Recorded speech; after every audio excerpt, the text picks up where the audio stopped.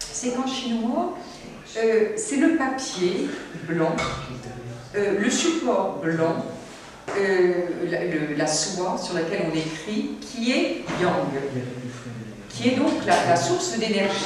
Et c'est au contraire l'encre noire qui est yin. Et c'est complètement contraire à ce qu'on imaginerait, puisqu'on écrit avec l'encre, donc on imaginerait que l'encre serait yang. Mais non, pas du tout, c'est l'encre est yin.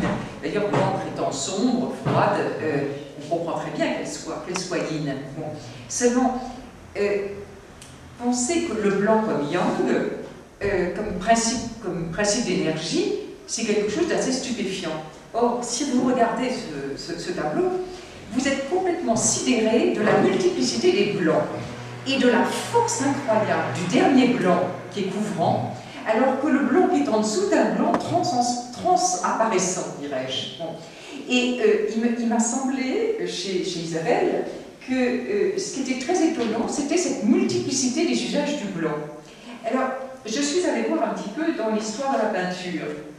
Dans l'histoire de la peinture, vous savez qu'au XVIe siècle, le fond blanc est rarement utilisé. En revanche, au Quattrocento, et un peu avant, on a énormément cet usage du blanc.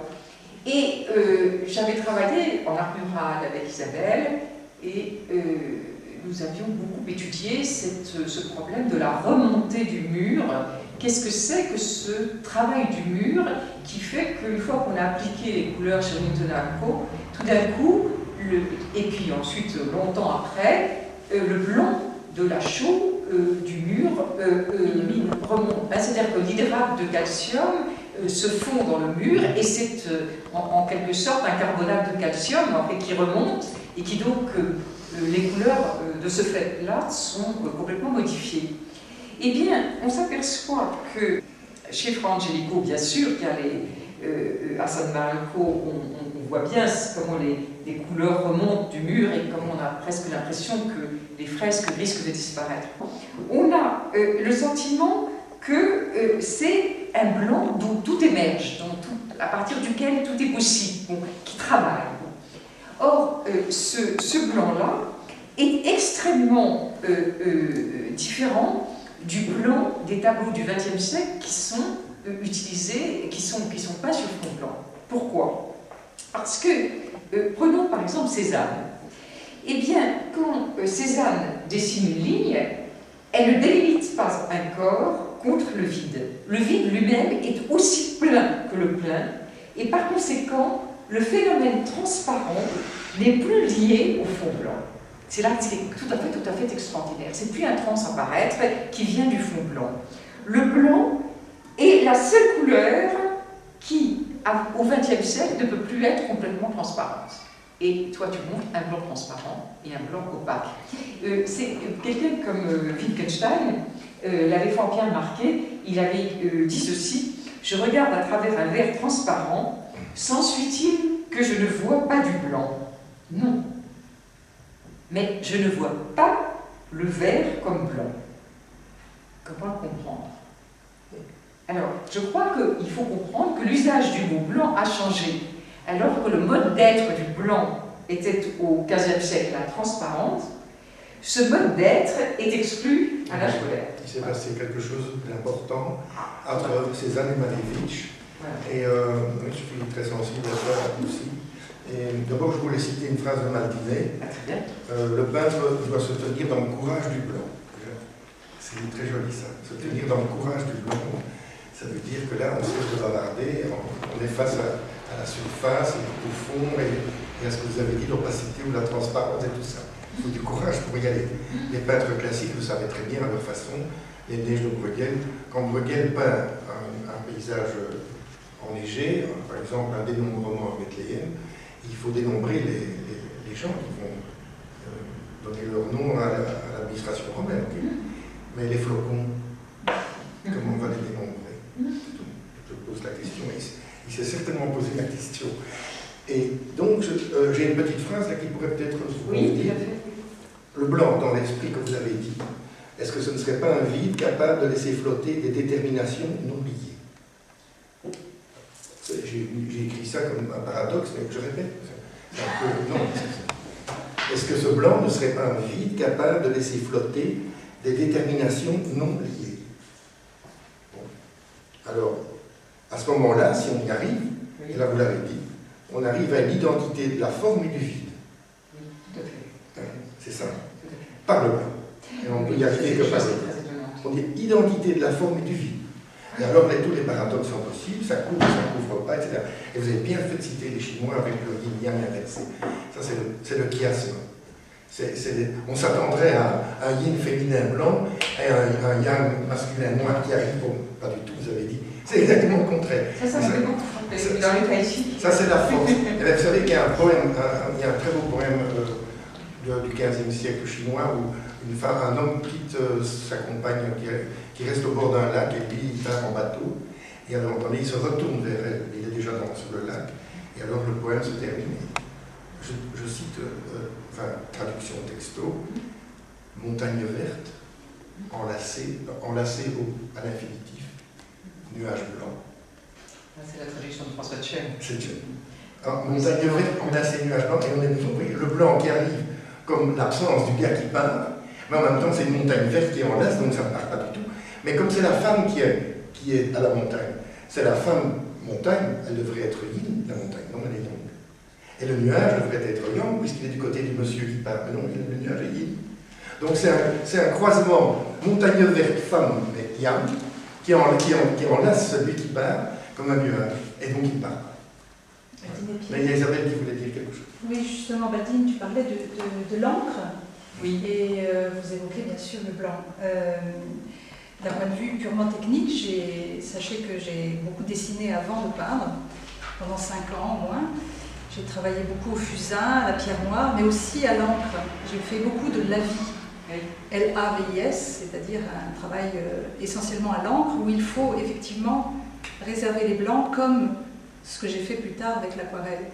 Et le travail du lavis, le travail de l'aquarelle m'ont beaucoup aidé, notamment, et la fresque aussi, à réserver les blancs ou la couleur même du support, parce que par exemple vous avez beaucoup de bois et la couleur du support est visible à plusieurs endroits. Mais même il y a aussi le rehaut de blanc, parce que ce que j'adore dans le dessin, dans la technique du dessin et puis aussi en peinture, c'est que ce blanc, c'est une référence aussi au rehaut de blanc. Ce qu'on appelle le rehaut de blanc, c'est quand un dessin, par exemple la pierre noire ou à la sanguine, est rehaussé pour les salis, ce qu'on appelle les salis en dessin et en peinture. Ce sont entre guillemets les volumes, ce qui est le relief, ce qui est dans la lumière et qui accroche la lumière. Et j'adore les dessins du XVIIIe siècle, par exemple, de Watteau, par exemple, ou du XVIIe encore plus. Et j'ai été toujours fascinée par ce rehaut de blanc que j'ai pratiqué aussi. Et le blanc n'existe que parce qu'il y a le noir à côté et il y a plein d'autres couleurs qui nourrissent le blanc. Et puis il y a les différents... Le blanc, c'est aussi la chair, c'est aussi la graisse, on peut dire, de la viande que j'ai peint pendant pas mal d'années. Donc voilà, ça vient notamment de ça. Oui. Au XVIIe ou XVIIIe siècle, ce qui est intéressant, c'est qu'il y avait le débat fait rage pour savoir si le blanc et le noir étaient des couleurs ou pas des couleurs. Pour moi, ce sont des couleurs, ça, il n'y a aucun doute. Mais c'est aussi, ce que j'essaie de montrer dans cet article, c'est que c'est à la fois une couleur et une non-couleur, et que c'est vrai que c'est les deux. Et qu'au fond, ce qui se passe chez toi, c'est que de temps en temps c'est une couleur, de temps en temps c'est une non-couleur. Et c'est là où je crois que Kandinsky s'est trompé. Parce que je vous dis, Kandinsky a compris une seule fonction du blanc, il n'a pas compris l'autre fonction. Je vous lis le texte de Kandinsky. Puis j'ai prévu que tu réagisses. Bon. Elle analyse le blanc est comme le symbole d'un monde où toutes les couleurs en tant que propriété de substances matérielles se sont évanouies. Ce monde est si élevé au-dessus de nous qu'aucun son ne nous en arrive. Il entombe un silence qui court à l'infini comme une froide muraille, infranchissable, inébranlable. Le blanc sur notre âme agit comme le silence absolu. Il résonne intérieurement comme une absence de son, dont l'équivalent peut être en musique le silence. Ce silence qui ne fait qu'interrompre le développement d'une phrase sans en marquer l'achèvement définitif. Ce silence n'est pas mort, il regorge de possibilités vivantes. Le blanc sonne comme un silence qui subitement pourrait être compris. C'est un rien plein de joie juvénile, ou pour mieux dire, un rien d'avant la naissance, d'avant le commencement. Ainsi peut-être a résonné la terre, blanche et froide, au jour de l'époque glaciaire. Alors moi, je le compare au blanc des limbes. Et je pense à la fameuse formule de Klee, que j'ai citée déjà, à savoir, c'est ce qu'elle a été la première formule de son journal, et celle qui était inscrite sur sa tombe funéraire. Elle dit « Je suis insaisissable dans l'immanence, car je suis présent aussi bien chez les morts que ceux qui ne sont jamais nés. » C'est-à-dire, c'est vraiment l'idée d'un blanc des limbes. Ça, c'est le versant mystique de Mondrian, de Maléfice et de Kandinsky est redoutable. C'est-à-dire qu'ils sont partis dans des espèces de transsubstantiation. C'est très beau, hein, mais en même temps, c'est très dangereux. Parce que la peinture moderne, c'est l'immanence, hein, c'est pas la disparition dans des fumées comme ça. Donc ils sont en danger eux-mêmes. Ils ont réussi leur peinture, mais ils sont eux-mêmes en danger en parlant comme ça. C'est qu'il a compris une fonction du blanc, mais il n'a pas compris l'autre. Voilà. Et l'autre, s'il avait lu les débats sur la peinture au XVIIe ou XVIIIe siècle, il avait vu qu'on s'était posé la question de savoir si le blanc avançait ou si le blanc reculait.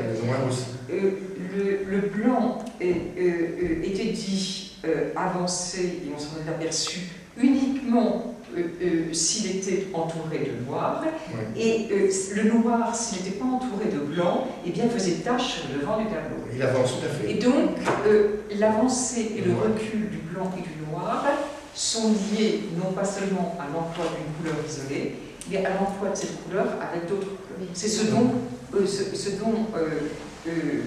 Kandinsky ne fait pas, ne traite pas. C'est donc ce qui fait qu'il confond uniquement le blanc avec cette couleur des limbes, cette couleur d'avant la création, et il ne le comprend plus du tout comme couleur colorante. Et alors c'est ce que j'essaye de montrer, c'est qu'il y a un blanc transparissant, ce blanc limbique en quelque sorte, et puis qu'il y a un blanc colorant, et que cette lutte entre les deux blancs, c'est ce qu'on trouve chez Isabelle. C'est presque une semence. Hein. J'ai un de mes amis est collectionneur qui a beaucoup d'humour, hein, et alors qui ose appeler cette série Éjaculation. Ah, magnifique. Mais le blanc, pour revenir au blanc, j'ai en tête un IQ de Paul Claudel. Il a écrit un petit recueil quand il était au Japon. Une pivoine aussi rouge que la neige est blanche. Et ça, c'est très intéressant parce qu'il n'ose pas dire le blanc tout seul, il le dit par rapport à quelque chose de très rouge qu'il n'ose pas dire non plus. Et du coup, le blanc est en rapport, en écart avec le rouge vif. Et ça, c'est moderne, ça, comme proposition. C'est la chair. C'est la peau et le sang.